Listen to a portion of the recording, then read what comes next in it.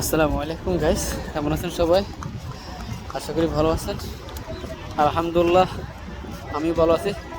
আজকেও আজকে অনেক গরম। হ্যাঁ, মানামা অনেক গরম আজকে।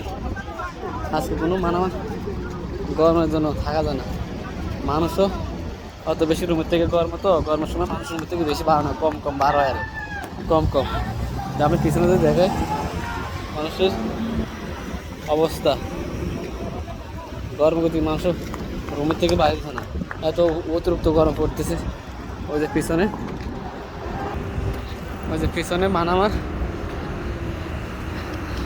পিছনে ওই যে বড় বিল্ডিংটা মানামার, এটা হলো বাস স্টপ। আর ওই যে বাস স্টপ আমার সামনে যেটা আছে এটা হচ্ছে বাস স্টপ।